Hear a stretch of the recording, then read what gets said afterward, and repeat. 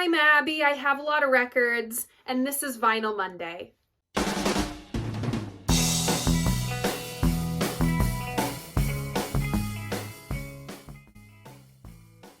Don't get used to seeing my forehead. So welcome back, or welcome if this is your first time here. Vinyl Monday is the series where once a week I sit down and just talk about albums that I love. If 20-minute episodes aren't your thing, don't worry. I also do Vinyl Monday in 60 seconds, both here on my channel and over on my Instagram. I love dressing for a theme, and this week wasn't gonna be any different. I had some new hot rollers that I wanted to try. Can't say this will be a very regular occurrence, but it's fun for the theme. This week's album is Sheer Heart Attack by Queen. Congrats to those who guessed this. Remember, if you want to play along, all you gotta do is check out my community tab. I post my hints over there, I post polls, and I keep a running count of how many episodes it takes me to swear 5 times in one video, thus completing the opening chord progression of the Beach Boys' Our Prayer. It's called Our Swear, it's the oldest running joke on this channel. Let's take the plastic off.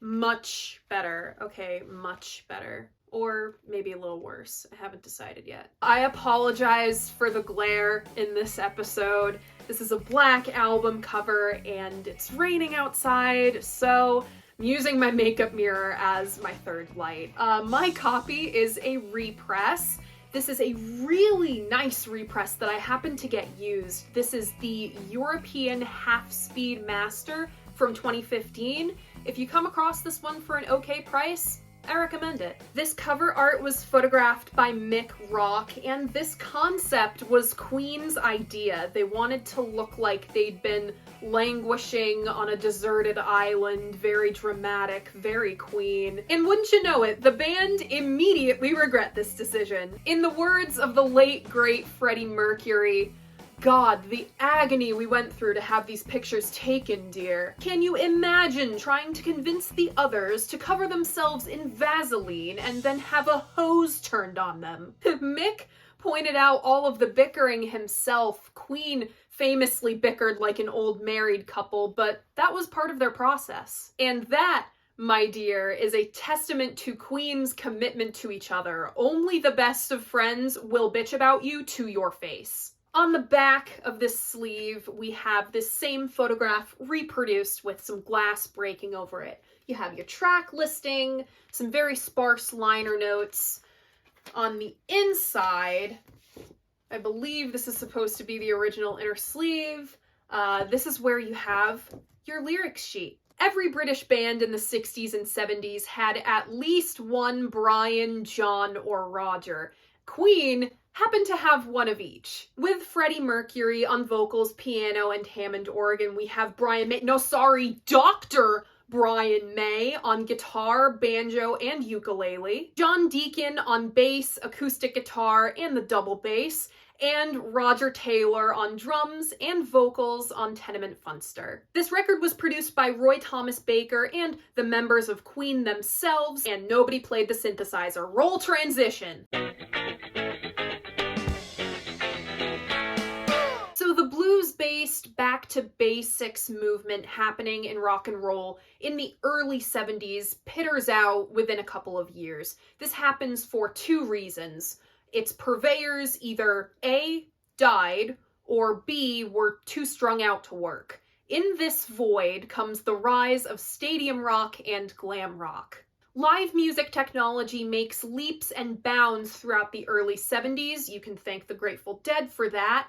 And as arenas crop up, bands want their music to sound as big as possible live. They also want their music to sound as much like the record as it can. Think of a record like the Beatles' Revolver. In 1966, you couldn't make that sound at all live. All of those antics you could not reproduce live, but in a short 8 years, all of that was possible. This is an incredible advance in technology. With the rise of this bigger is better approach comes glam rock in the UK. It's campy, it's androgynous, it's ridiculous. Think Ziggy Stardust. In places, it's campy, it's theatrical the whole way through, and it was perfect to be played live on tour. In how over the top it all is, glam rock rejects everything that Back to Basics rock and roll was trying to do. It stands in direct defiance of that. And this big wave of theatrical rock and roll is perfect for Queen. Right now, Queen is on tour with fellow glam act Mott the Hoople, and apparently this tour almost fucking killed Brian May. While Queen is touring the US, Brian gets very sick from a contaminated vaccination needle. The band had just had their shots to be able to tour in Australia.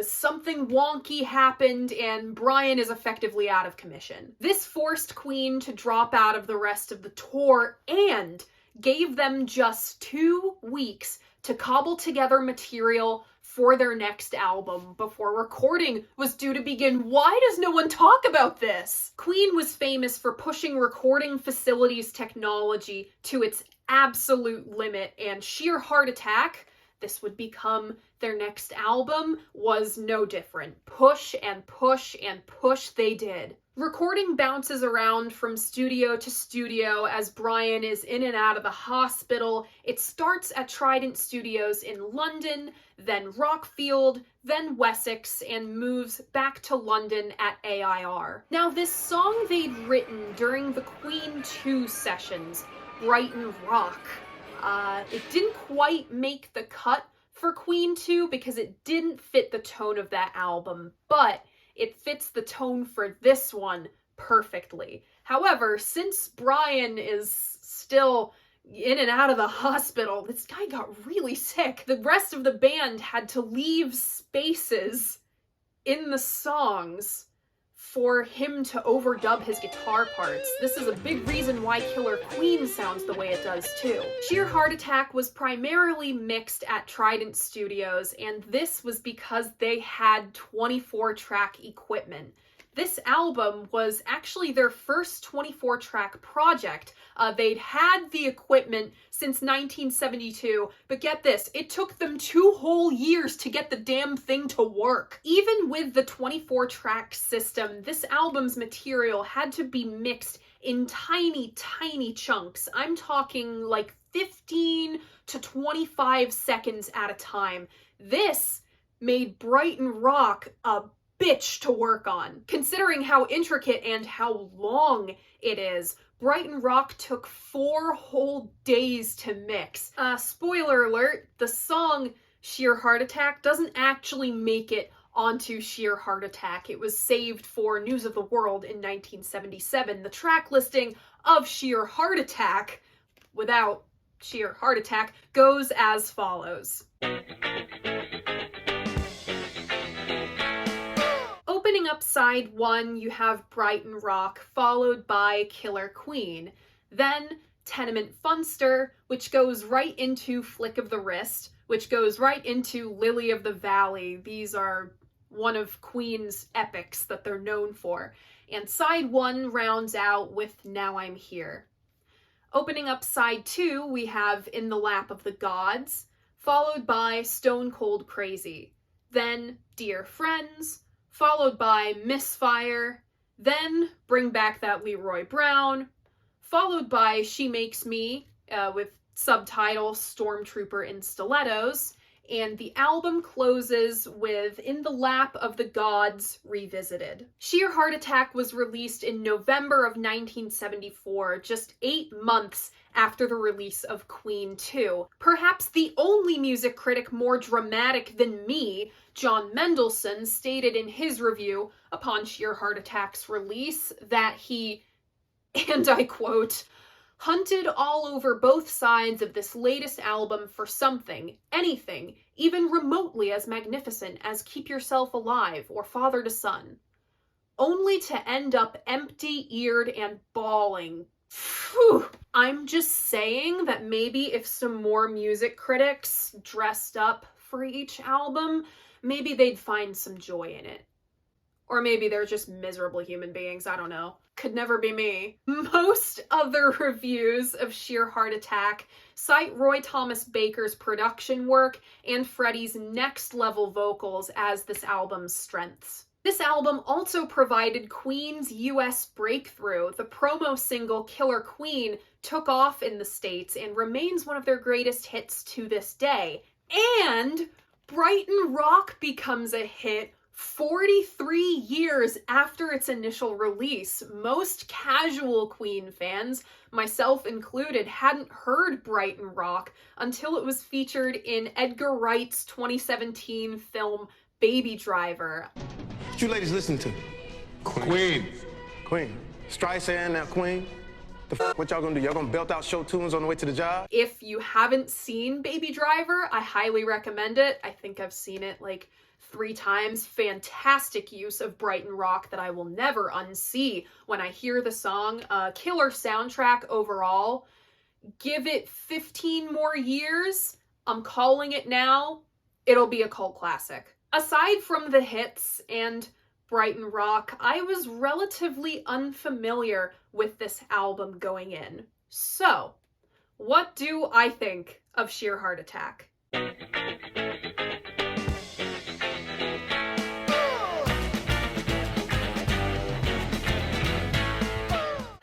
I have avoided doing Queen on this series for quite literally as long as I possibly could. The hits are just so oversaturated, it's exhausting. I understood Queen's appeal to a certain extent. They definitely make a fantastic excuse to dress up for a video, but Sheer Heart Attack helped me identify Queen's 3 greatest strengths. Number 1, precision. Exhibit A, Brighton Rock. I mean, Brighton Rock, right? Brighton motherfucking Rock! Why is Brighton Rock the best Queen song? It's because of Brian May's precision as a guitar player. I'm gonna go on a brief tangent about guitar tone in the 70s.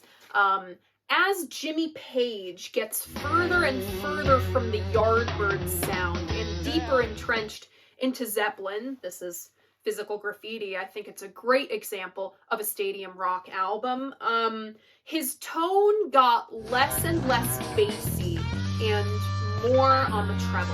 In the 60s, everyone wanted to sound like Clapton. In the 70s, everyone's following what Jimmy Page is doing. The legacy of the Yardbirds, am I right? Now, Jimmy Page's playing style is very rigid, and I'll say it, sloppy. I saw a TikTok the other day that was like calling out a Jimmy Page solo for being really sloppy, and I had to hold myself back from going into the comments and saying, we know Jimmy Page is a sloppy player, and also it doesn't help that he was on an ungodly amount of drugs at the time. Like, if you were on that many drugs, you would not even be able to plug in your guitar, so sit down. Anyway, I guess what I'm trying to say is sloppy isn't bad at all, but with that really trebly tone, it makes all of your mistakes really obvious. There's no room for error, there's nothing to mask it with, it's just all out there. Now, Brian May took that really trebly 70s tone, adapted it to his fluid and very intricate playing style, and he got surgeon precise. By pushing himself to that degree, by stacking up all of these moving parts that make every mistake very obvious, Brian May became a mad scientist of guitar playing. And that growl on the lower end of his tone is killer. It sounds like a dragon breathing. He'd take this and really showcase it on Death on Two Legs, the other best Queen song, but it does make an appearance on Brighton Rock. Brian's delay duel solo with himself leaves no room for error. It has me on the edge of my seat every time. Usually really precise guitarists bore me, but this doesn't. And the more I listen to Brighton Rock, the more mesmerized I am with how nimbly John and Roger weave in and out of what Brian is doing. It's really easy with a song like that to get carried away and step on each other's toes, but they never do. Deacon's bass line in that song, underrated. And to round this point out, we of course can't talk Precision without mentioning Freddie Mercury's vocals. His voice was pristine on every single track. He never missed. Number 2, theatricality. Freddie's ability to shapeshift into any character he wanted was arguably just as strong an asset as his voice was. He was pristine, but he never fell into, a rhythm or a comfort zone. He always remained mutable. The tonal shift from Brighton Rock to Killer Queen is such a dramatic moment and a high point of this album for sure. And putting Raj on lead vocals for Tenement Funster was a great choice. If my love of With a Little Help from My Friends by the Beatles is any indication, I love when the drummer is put on lead for a fun character song. It's a fun and unexpected way to start off that 3-song run, Tenement, Flick of the Wrist, and Lily. And it certainly helps that Raj has a great voice. It's hard to compete when you're in a band with somebody like Freddie fucking Mercury, but he holds his own. And number 3, humor. I'm gonna tell you a little story about my first casual listen through of Sheer Heart Attack for this video. It was when I was doing my makeup for the Donovan video last week. And I was just doing my bright blue eyeshadow, just getting a feel for what I was getting myself into. And Bring Back That Leroy Brown comes on. I stop, I freeze, I put my brush down, and I say to myself, out loud, bring back that Leroy Brown. This is a joke, right? Even if I'm not the biggest Queen fan, they're a little polished for my taste. I love that they never took themselves too seriously. And that's what music critics got wrong about these guys. They weren't in on the joke. The real listeners were. I mean, come on. Queen was howling of laughter the first time they ran back this in the booth. Actually, you know what? I am convinced that that was a goof and they kept it in for the sake of the bit. I do it all the time. I know it when I see it. You can tell these guys had so much fun putting their records together, especially Sheer Heart Attack. Now, there are some weak spots. Now I'm Here is good, but Sweet did it better with Fox on the Run. And Dear Friends, it feels like filler fluff. I feel like that space on the record could have gone to better use. Same with Stormtrooper and Stilettos. Try saying that 5 times fast. It just feels wishy-washy after everything that precedes it. You know what Dear Friends plus Stormtrooper's space on the record could have been used for? Sheer Heart Attack. The Lap of the Gods reprise tries to be anthemic, but it just misses. It's super bombastic.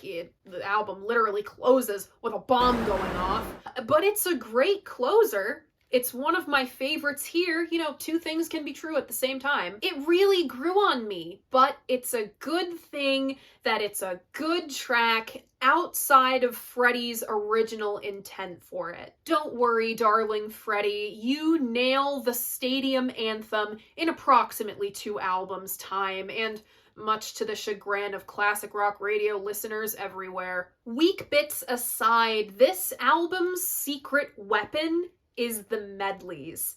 This might just be the prog listener in me, but Queen did a solid medley. I find myself coming back to Tenement, Flick of the Wrist, and Lily, the whole A side, really. It flows beautifully. That being said, this is a front-loaded album. And as much as I clown on In the Lap of the Gods, that and Stone Cold Crazy are a killer pair. Lap of the Gods starts out goofy as hell, so that breakdown at the end is the much needed ground wire. It makes Stone Cold Crazy even more exciting.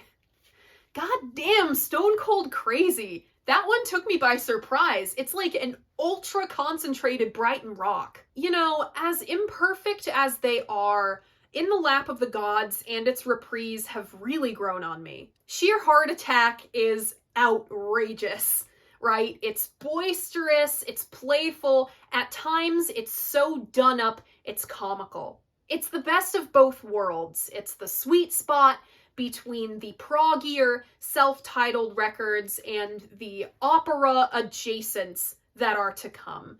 Sheer Heart Attack is bursting at the seams with creativity and so much fun. My personal favorites are Brighton Rock, Killer Queen, Flick of the Wrist, Stone Cold Crazy, and In the Lap of the Gods Revisited. Remember, if you want to keep up with all of my favorites from all of the Vinyl Mondays, I have a Spotify playlist linked in my description. I update it weekly. And that is it. That is probably the last time you'll be seeing my forehead on this channel for a hot minute, and that is Sheer Heart Attack by Queen. What do you think of this album? Let me know in the comments. I love hearing what you guys have to say about the albums that I love.